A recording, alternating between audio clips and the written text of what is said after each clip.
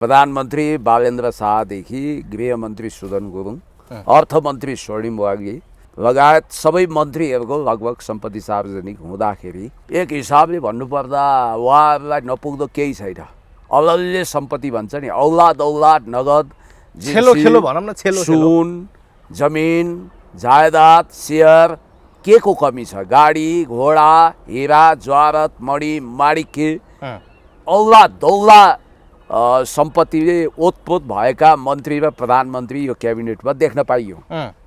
कुरा के हो भने कोही व्यक्ति धनी हुनु अपराध त होइन होला, तर त्यो धनी पुर्ख्यौली थियो या पछि नवधनाढ्य भयो।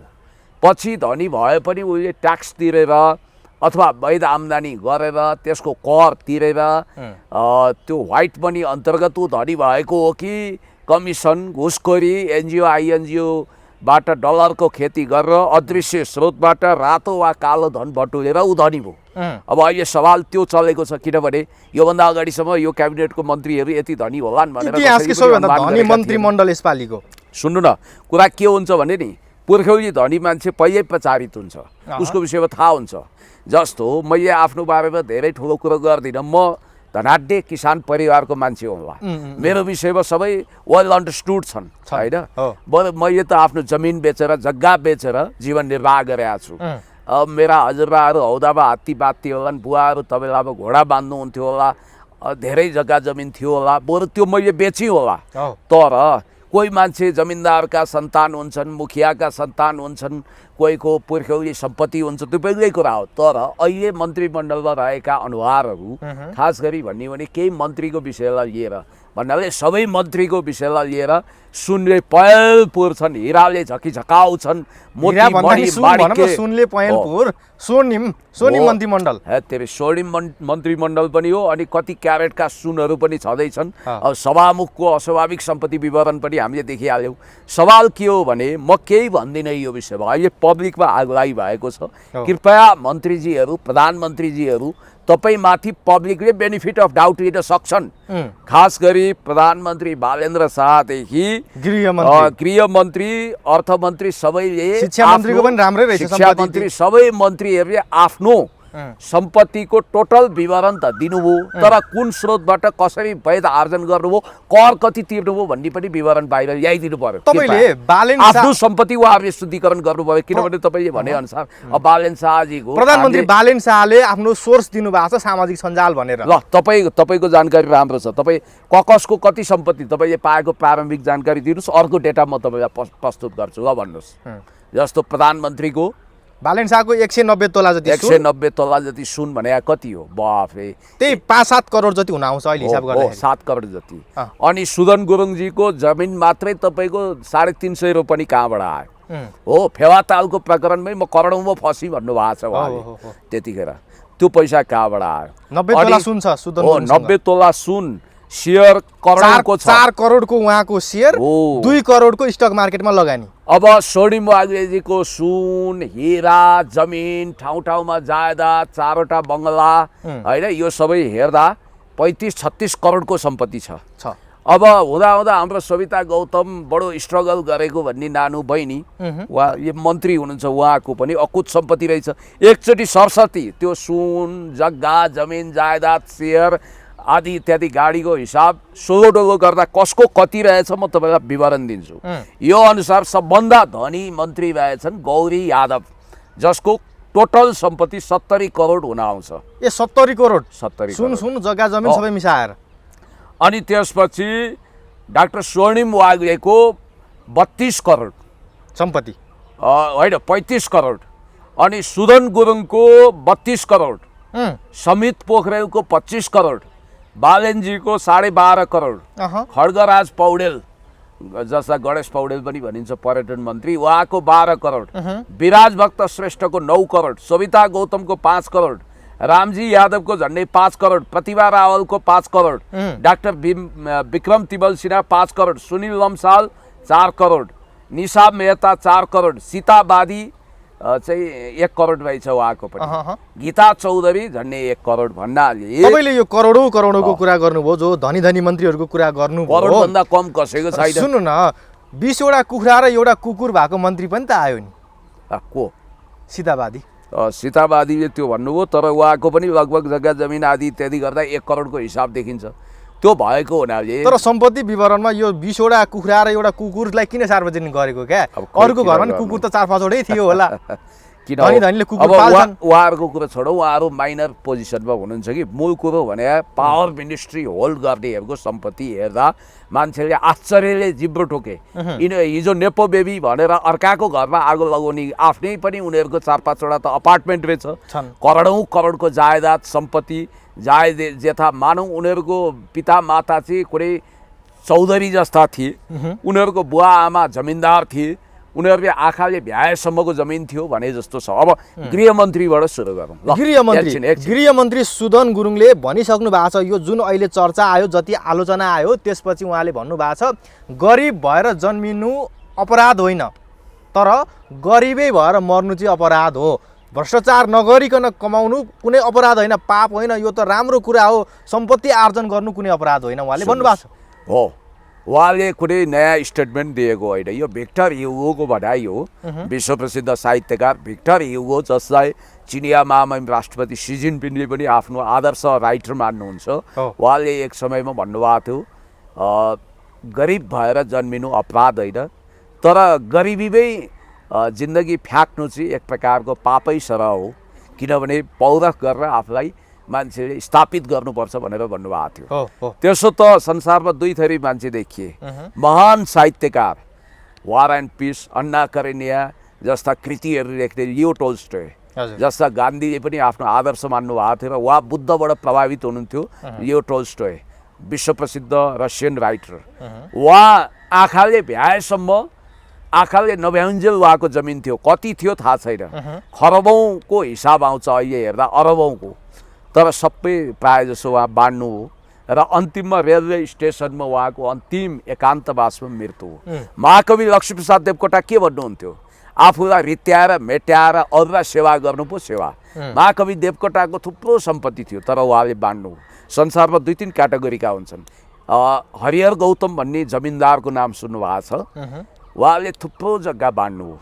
अनि हाम्रो हजुरबादेखि बुवा हामीले मसम्मले, मैले पनि गरिब दुखी रोगी असार, अहिले त मसँग त्यस्तो नगद जिन्सी छैन, तर जग्गा बेचेको बेला जब हुन्छ मैले थुप्रो सहयोग गर्छु। हामीले पनि स्कुललाई विभिन्न ठाउँ, पार्टी पौवा विभिन्न ठाउँलाई सहयोग गरेका छौँ। सहयोगको कुरा गर्नु, अस्ति समाजसेवा गरेको त सुदन गुरुङले यत्रो वर्ष बितायो त 10 वर्ष।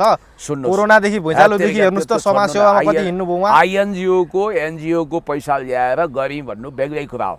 म तपाईँलाई भन्छु, सुदन गुरुङजी गृहमन्त्रीजी, तपाईँ त्यत्रो फिलोसफर होइन, तपाईँले सेकेन्ड ह्यान्ड स्टेटमेन्टलाई आफ्नो बनाएर स्टेटमेन्ट नदिनुहोस्। जस्तो धनी हुनु अपराध होइन भन्नुभयो, तर धनी हुँदाखेरि वैध आम्दानी गर्नु चाहिँ अपराध होइन। फेरि ट्याक्स तिरेर अनि त्यसपछि आफ्नो विज्ञताको आधारमा, आफ्नो पौरखको आधारमा, आफ्नो रगत पसिना आँसु बगाएर धनी हुनुपर्छ। जस्तो कालो धन भन्छ, कालो धन भने घुसखोरीबाट, कमिसनबाट, अदृश्य बिचौलिया स्रोतबाट, एनजिओबाट डलर खेती गरेर देशको सूचना बेच्ने जासुसी काम गरेर कमाउनेलाई के भनिन्छ? कालो धन भनिन्छ। अर्को रातो हुन्छ, रातो भने चाहिँ अपराध गरेर, जस्तो क्रिमिनल वर्ल्डमा दाउद इब्राहिमदेखि नेपालका पनि डनगिरी गर्नेहरू जो गुन्डा नाइके छन्, तिनीहरूले कमाएकोलाई गुन्डागर्दी गरेर अपराध गरेर कमाएकोलाई रातो धन भन्छ। अब म यो भन्दिनँ उहाँसँग रातो धन छ आदि इत्यादि भन्दिनँ। आइएनजिओबाट कमाउनु कालो धन हो। आइएनजिओबाट वैध रूपमा तपाईँले कति तलब खानुहुन्छ? तपाईँको स्रोत के हो? तपाईँलाई कसरी पैसा आउँछ? आइएनजिओको फाउन्डर भएपछि त हुँदैन, त्यसबाट फाइदा सबै आफैलाई। फाइदा कसरी हुन्छ? त्यो पर्टिकुलर कामको लागि लगानी गरिएको भनिएको हुन्छ, त्यहाँ तपाईले फन्डिङ आउँछ, फन्डिङ आफ्नो बनाउन पाइदैन, सहयोग आउँछ नि, आउँदैन, त्यो बनाउन पाइँदैन। द्याट्स रङ, त्यो होइन, त्यो गलत कुरा हो। त्यो गर्दा झन् ठुलो तपाईँको लफडा हुन्छ।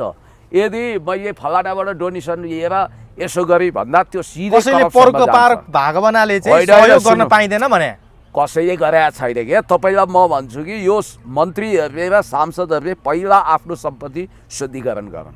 शुद्धिकरण भने के हो भने, अब हुन त राज्यमा उहाँहरू हुनुहुन्छ central investigation bureau of police CIB, अख्तियार सम्पत्ति शुद्धिकरण उहाँहरूको इसारामा चल्ला। तर एक दिन न एक दिन उहाँहरूले सजिलो पार्नुभयो। पहिलो कुरो सुदन गुरुङजी लगायतका यी मन्त्रीहरूको ठुलो बिजनेस के थियो?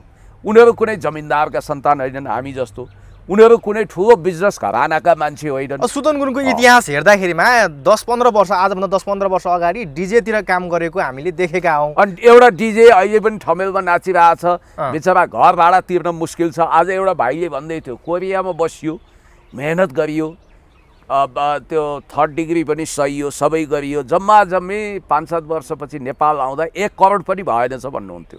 6-7 वर्षपछि आउँदा तपाईँ दिनभरि क्यामेरा लिएर हिँड्नुहुन्छ, 10वटा भिडियो राख्नुहुन्छ, यति मेहनत गर्नुहुन्छ, रातमा निन्द्रा मार्नुहुन्छ।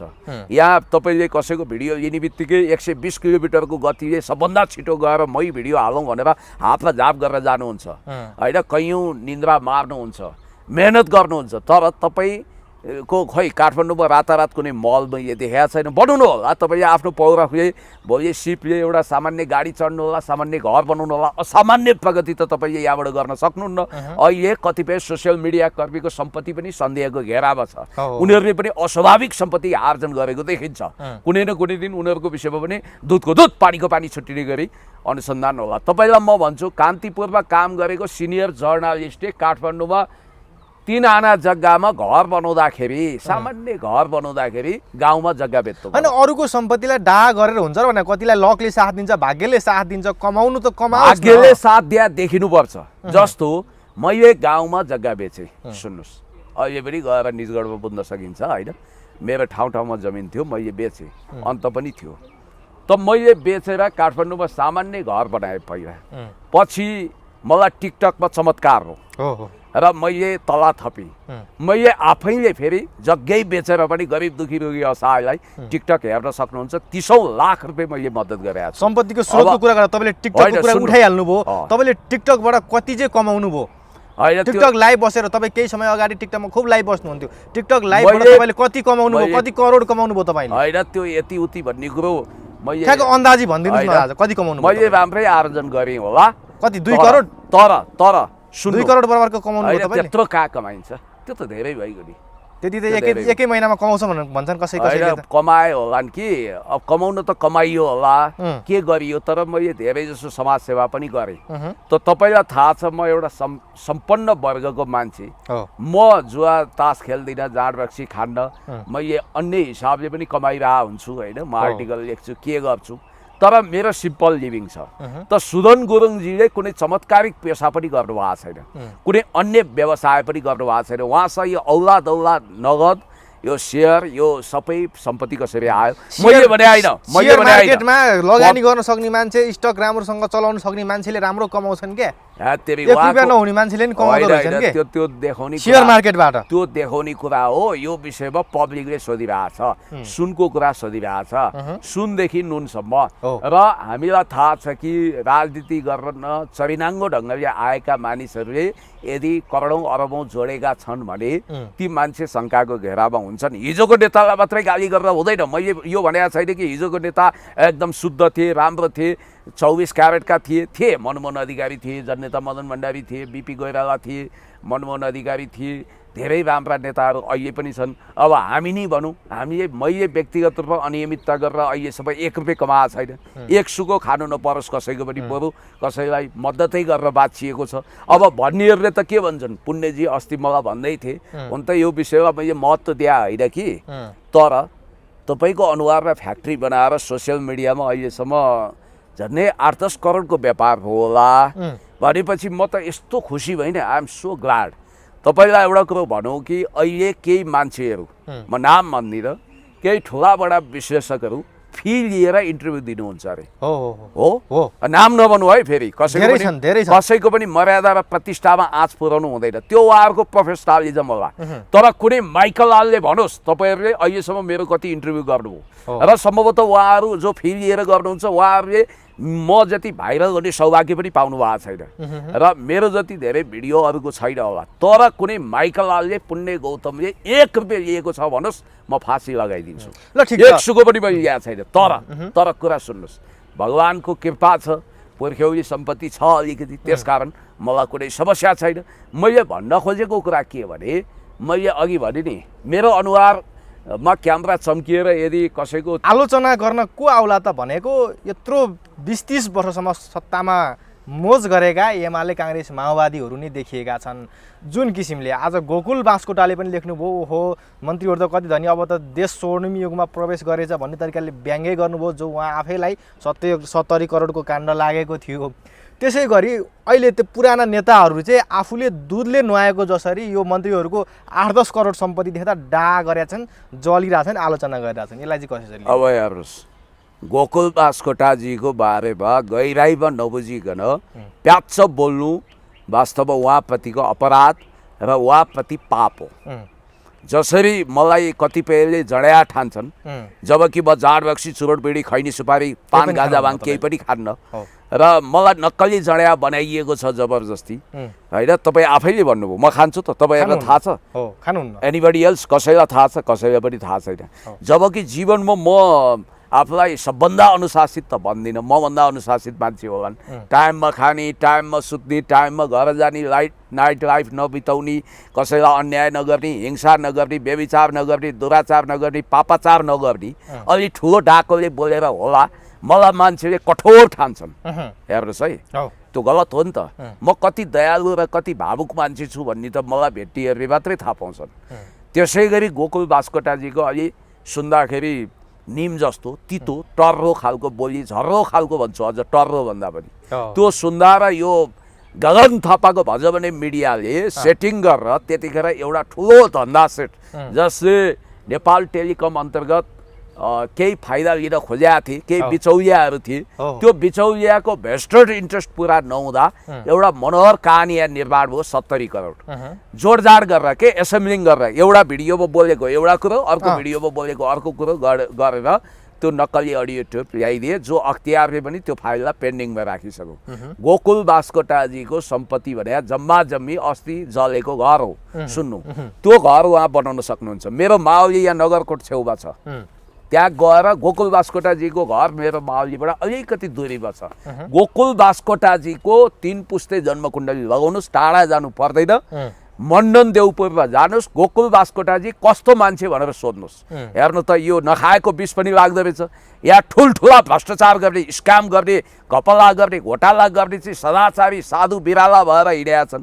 गोकुल बास्कोटाजीलाई 70 करोडको अभियोग लागेको छ। त्यस कारणले गर्दाखेरि गोकुल बास्कोटाको विषयमा म तपाईँहरूलाई फेरि पनि एकचोटि भन्छु, गोकुल बास्कोटाजीलाई 70 करोडको बात लगाउनु र मलाई नक्कली जड्या बनाउनु एकै हो। ल ठिक छ, अब गोकुल बास्कोटाको बारेमा बढी चर्चा नगरौँ, तर ती पुराना नेताहरू जो यत्रो वर्ष सत्तामा मोज गरे, तिनीहरूले चाहिँ सम्पत्ति कमाएका छैनन् होला, तिनीहरूले नदेखाएको पो त। तिनीहरूले अहिले यसरी प्रश्न उठाउन मिल्छ, सुदन गुरुङहरूलाई, बालेन शाहहरूलाई, पूर्व प्रधानमन्त्रीहरूले प्रश्न उठाउन मिल्छ? हो, ठिक भन्नुभयो। सिसाको घरमा आफू बस्छ भने अर्काको घरको सिसामा ढुङ्गा हान्नु हुँदैन, किनभने आफू डेन्जर जोनमा भएपछि अरूलाई बिच्काउनु हुँदैन, हरिङ्गालको गोलोमा ढुङ्गा हान्नु हुँदैन। तपाईँले बडो राम्रो कुरा उठाउनु भयो। आफू भ्रष्ट भएपछि अरूलाई भ्रष्ट भन्दै हाहाकार गर्नु हुँदैन। कुनै जड्याले के गर्छन् भने खुट्टा लर्बराउँदै आउँछ, ओ बढी पिएर हिँड्छस् भन्छन् नपिउनेलाई, भने जस्तै कहिलेकाहीँ चाहिँ त्यस्तो रेला गर्छन्, ठट्टा गर्छन्। तर कुरा चाहिँ के हो भने आफू पनि भ्रष्ट भएपछि अरूलाई चार्ज लगाउन चाहिँ मिल्दैन है। र म यो भन्दिनँ कि पुराना नेताहरूसँग सुनै छैन, हिरै छैन, त्यो होइन।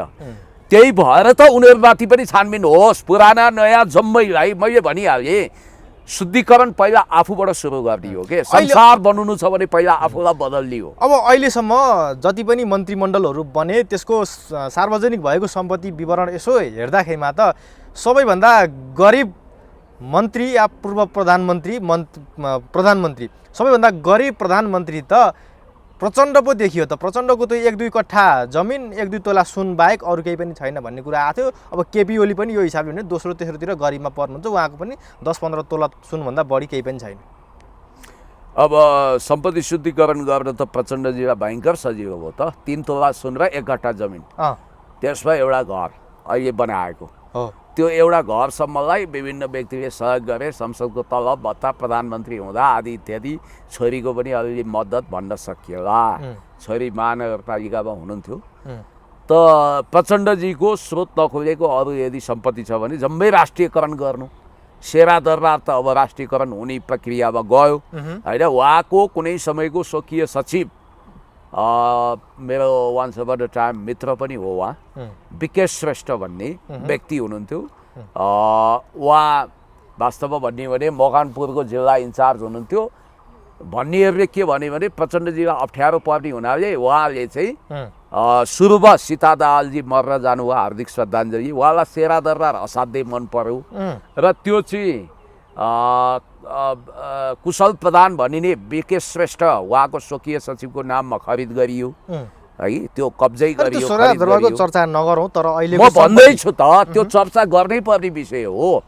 भरे भन्नेहरू के भन्छन् भने प्रचण्डजीले आफूलाई अप्ठ्यारो पर्ने हुनाले विकेशको नाममा लगाएर फेरि विकेशलाई पनि पार्टी छोड्न लगाउनु हो भनिएको छ। तर त्यो दरबार सेरा दरबारको करोडौँ अरबौँको सम्पत्ति अहिले राज्य कोषमा आयो। एकजना ठुला मिडियाकर्मी छन्, म नाम लिन्न, केही समय अगाडिसम्म हामीसँग चिसो गल्लीमा भेटेर समोसा र चिया खाएर सन्तुष्ट हुन्थे। उनको अहिले करोडौँ अरबौँको सम्पत्ति छ, टावरहरू छ र त्यो चाहिँ प्रचण्डजीको भाइ भतिजाहरूको सङ्गतको परिणाम भनेर आएको छ र कति मुद्दा पनि परेको छ भन्ने कुरा छ।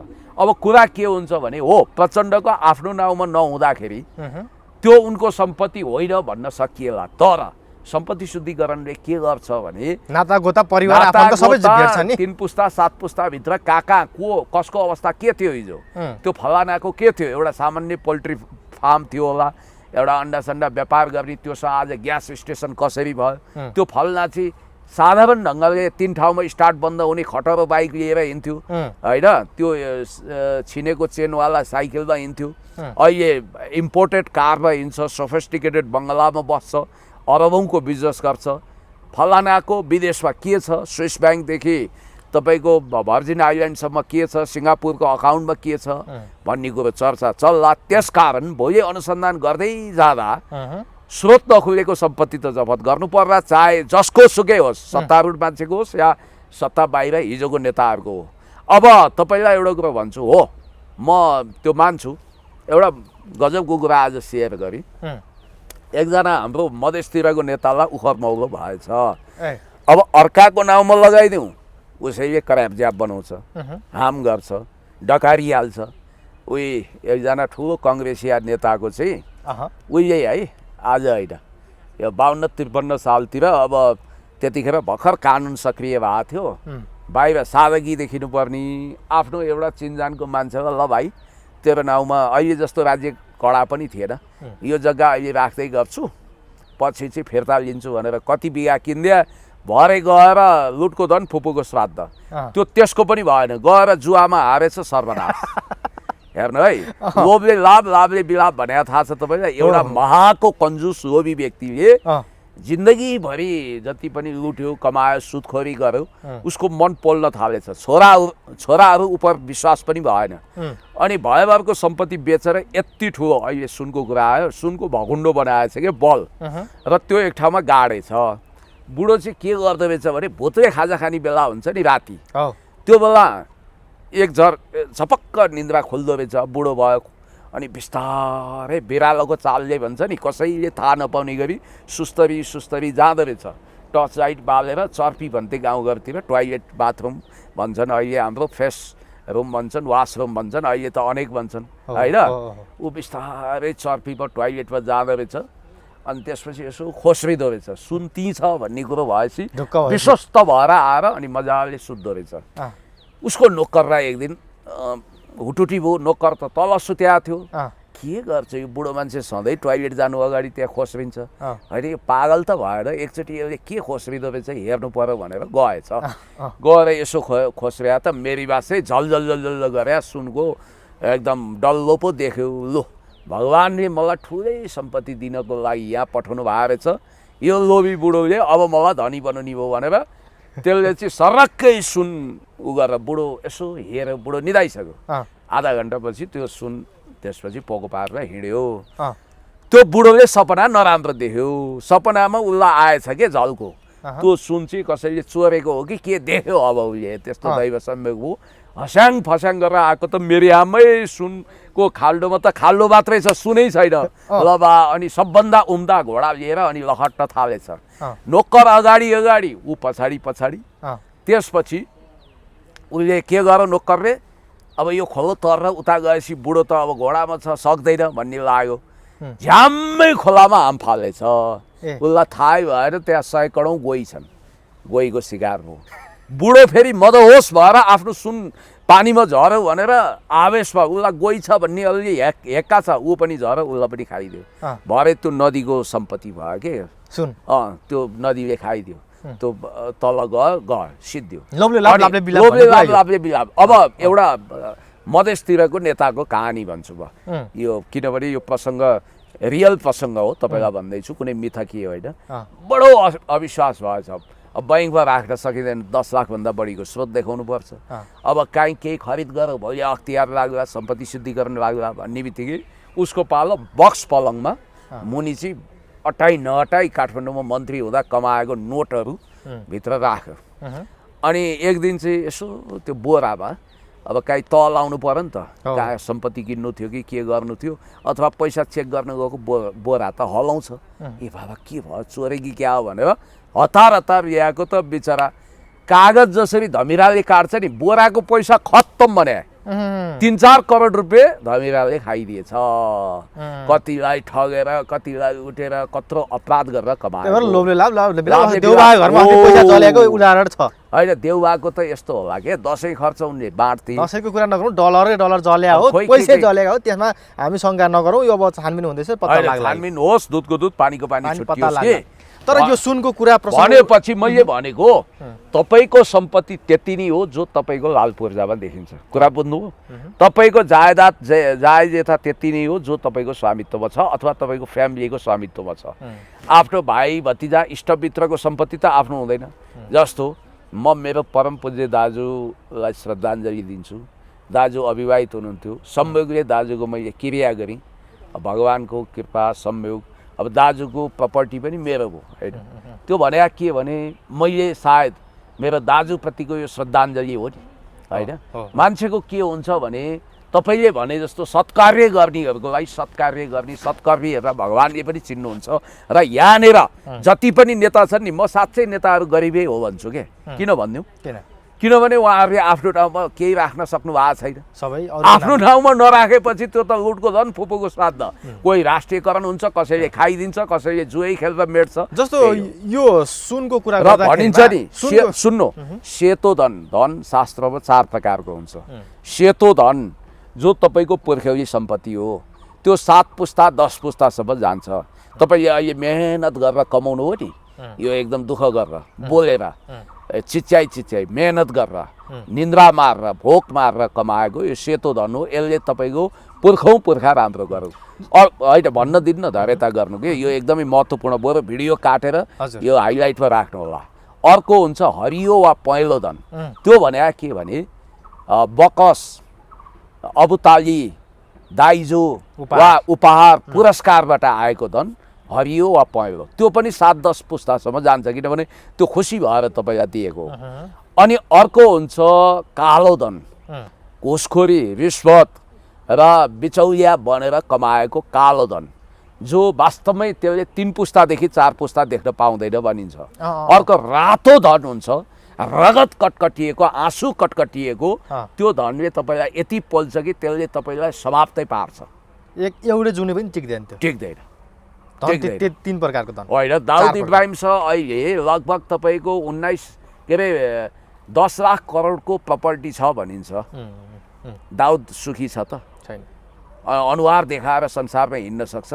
अनि पाब्लो स्कोबार 43 वर्षको उमेरमा डलर खर्बपति भइसकेको थियो। ऊ कोलम्बियाको त्यो ड्रग माफिया हो जोसँग राज्यभन्दा बढी पैसा थियो, खरबपति थियो। उसले कोकिनको साम्राज्य विस्तार गरेका थियो, हतियारको साम्राज्य विस्तार गरेका थियो। पछि एक गोली, सिर्फ एक गोली उसको कालको निम्ति पर्याप्त हो। त्यत्रो धन के काम? छोरीलाई हननी जरा आउँदा अमेजनको जङ्गलमा करोडौँ डलर बालेको थियो रातभरि। त्यति धनी मान्छे के भयो त सिद्धि। अब यो सुनको कुरा आउँदै गर्दाखेरिमा जस्तो हाम्रो नेपालमा मात्रै त्यस्तो हो कि यो अलि धेरै पैसा हुने मान्छेले चाहिँ यो सुन किनेर राख्छन् क्या, सुन थुप्रो बनाएर राख्छन्। यसको कारण चाहिँ के हो? सुन भनेको कुनै ब्ल्याक मनीलाई व्हाइट बनाउने ठाउँ भएर हो कि जग्गा जमिन किन्यो भने पनि मान्छेले देख्छन्, सुन त थुपारेर राख्यो भने देख्दैन। अघि तपाईँले कुरा गर्नुभयो, यो सुन किन्ने कारण चाहिँ के रहेछ यो पैसा धेरै हुनेले? होइन, गोल्डको भाउ तल खस्दैन संसारमा। जस्तो अहिले डलर बरु अलिकति कमजोर होला, तर सुन कमजोर हुँदैन। मैले थाहा पाउँदासम्म सामान्य थियो कि त्यो एउटा लक्ष्मी भन्ने टेलिफिल्म भरे गएर हेर्नुहोस्, त्यहाँ बैंक ठगको कहानी छ। त्यो 50 सालमा प्रसारण भएको सुन तोलाको 30-35 हजार छ कि जम्मा। जम्मा धेरै पनि भएको छैन सुनको भाउ आकाशिएको धेर भएको छैन। यो त दिन दुगुना रात चौगुनाको दरले सुनमा लगानी गर्नुको एक किसिमले सेफ छ, फाइदा छ, त्यसकारणले सुन किन्छ। तर एउटा समय आउँछ, संसारको ग्लोबल इकोनोमिक क्राइसिसले सुनमा पनि वात्तै तल ल्याउन सक्छ, त्यो डिक्रिजिङ हुन सक्छ। सधैँभरि त्यो आकाशिएर जाँदैन। खास गरी भन्ने हो भने रियल इस्टेट, जमिनको कारोबार, घर जग्गाको कारोबार र सुनको कारोबार र हाम्रो जस्तो देशमा सेफ मानिन्छ। तर अब त्यही होला, अब सुन पनि हेर्नु न, ब्याङ्किङ प्रणाली चौपट भयो भने तपाईँको सुन कसरी फिर्ता आउँछ? जस्तो कुनै ब्याङ्कमा लकरमा कसैले राख्यो, त्यो ब्याङ्क धाराशाही नहोला भन्न सकिँदैन। सुन र नगदै सङ्कटमा छ क्या अहिले। त्यसकारण दुनियाँमा कुनै पनि चिज सुरक्षित छैन। भौतिक दुनियाँमा सब कुराहरू नाशवान छन्, सबै नश्वर छन्, सबै सिद्धिन्छ। र यो लोभले लाभले विलाप गर्नु हुँदैन। शुद्ध किसिमको कमाइमा विश्वास गर्नुपर्छ। तपाईँले दुनियाँलाई ढाट्न सक्नुहुन्न। हिजोसम्म आदर्श देखाएर बकबक गरिरहेका सांसद मन्त्रीहरूको आज शिर निहुरिएको छ कि छैन? तिनका बिचरा कार्यकर्ताहरू स्पष्टीकरण दिँदाको हैरान छ। अब हाम्रा मन्त्रीहरूले यो गरे ऊ गरे घुस खाँदैनन् भन्नुको हैरान छ। तल तिनलाई नै झाको झारिरहेछन्, किनभने सत्य लुक्दैन, सत्य डग्दैन, असत्य छिप्दैन भनेको कुरा यही हो। अब जस्तो भनौँ न, अब यो कुरा अलिकति बढी भयो होला, अरू प्रसङ्गमा पनि जाउँ। अब जस्तो बालेन शाह भारत भ्रमण जाँदै हुनुहुन्छ, सायद अब उहाँको केही हप्ता केही महिनामा उहाँको भारत भ्रमण हुन्छ। सैद्धान्तिक तयारी भइसकेको छ अरे बालेन शाहको भारत भ्रमणको लागि। अब भारत भ्रमणमा बालेन शाह जाने भन्ने बित्तिकै अहिले नेपालमा एक किसिमले उत्साह पनि पैदा भएको छ।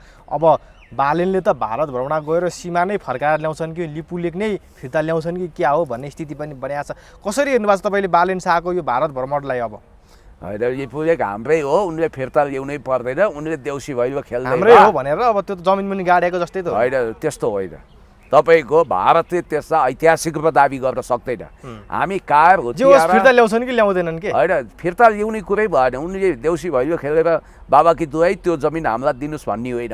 मोदीलाई थर्काएर आउँछन् भन्ने पनि अब उनले गर्नुपर्ने काम गरेकै छैनन्। उनले अहिलेसम्म के गर्नु पर्थ्यो भने कालापानी लिपुलेक लिम्पियाधुरामा नेपालको सैनिक पोस्ट राख्छौँ, प्रशासनिक इकाइ राख्छौँ। अब त्यहाँ नेपालको प्रशासनले काम गर्छ भनेर घोषणा पो गर्ने त। तपाईँको जग्गा छ, तपाईँले खरिद गर्नुभयो, अर्कोले आँखा गाड्यो, तपाईँले नक्सा पास गर्न उसलाई सोध्नुपर्छ, तपाईँले संरचना बनाउनु उसलाई सोध्नुपर्छ, पर्दैन। त्यो तपाईँको हो, उसले दाबी गर्यो भन्दैमा हुन्छ? हक तपाईँको लाग्छ। के गर्ने त्यहाँ? तपाईँले त्यहाँ फार्मिङ खोल्ने कि तपाईँले त्यहाँ केही त्यतिकै खाली राख्ने कि घर बनाउने कि टहरा हाल्ने कि त्यो तपाईँको कुरा हो। नेपालको कालापानी लिम्पियाधुरा अविभाज्य सार्वभौम हो। त्यो मोदीलाई सोधेर, हजुर नमस्कार है मोदी साहब, चायवाला मोदी साहब, निगाह गरेर जनी गरेर त्यहाँ यसो केही तपाईँहरूले आँखा नगाडिदिनु होला, त्यो चाहिँ हाम्रो हो कि जस्तो लाग्छ हामीलाई भन्ने हो? होइन, त्यो होइन। हामीले हुत्तियारा, कायर, पामर, लाची, पानी आन्द्रै बन्ने होइन।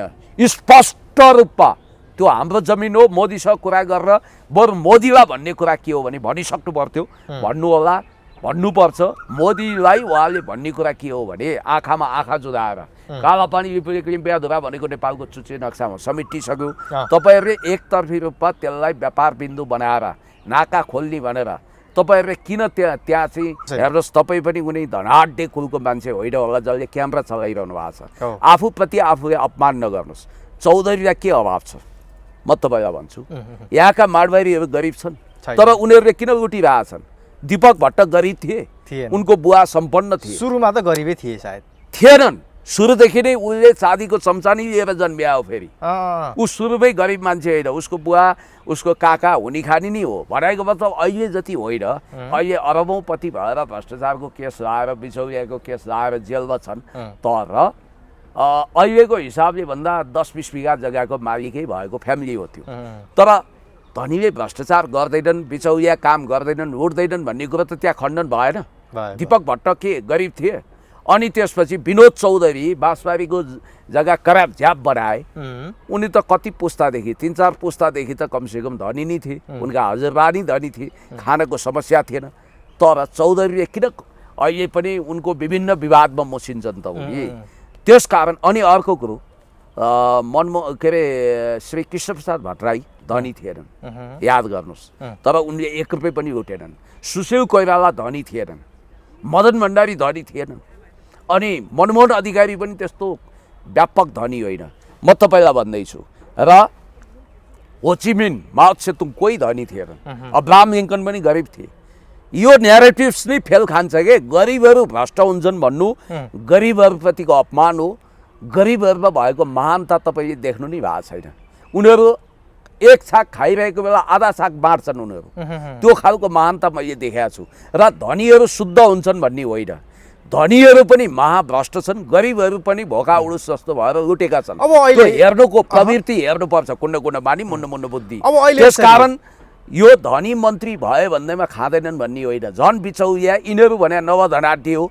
यिनीहरूलाई खानी बानी पर्या हुनसक्छ र यिनीहरूले फेरि पनि त्यो खानी बानीलाई निरन्तरता दिन सक्छ भन्छ, गर्दैन।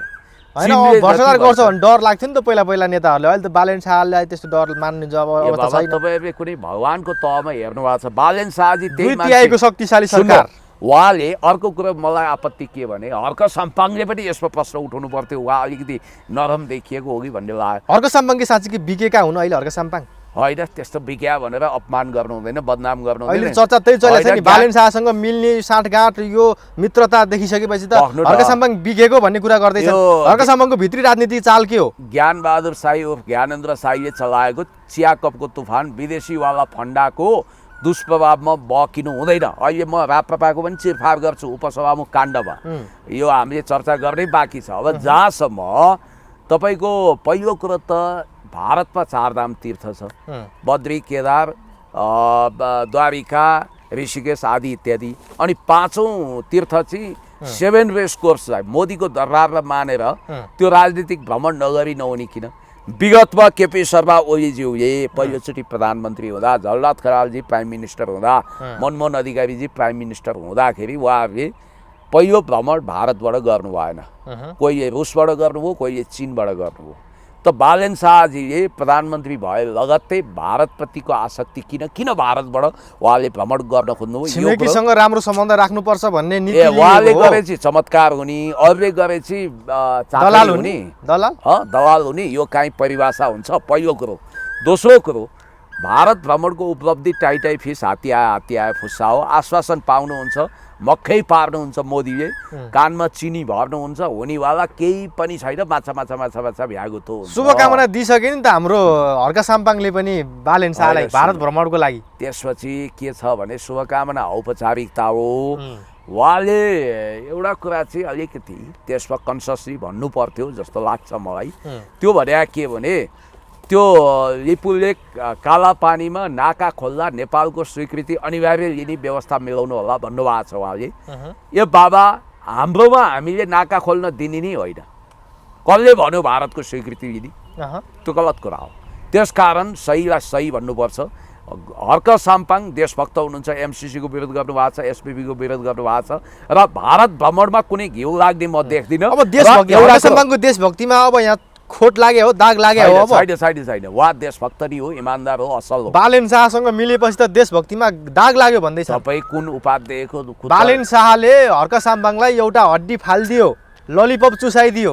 अब कुन सरकारी पेन्सन इटिङ, अटेन्सन सिकिङ टाइपको सरकारी तेल बेचाहरूले, कपाल फुलाएकाहरूले के कहाँ भन्छन् त्यो बहगाउँमा तपाईँ आउनु भएन।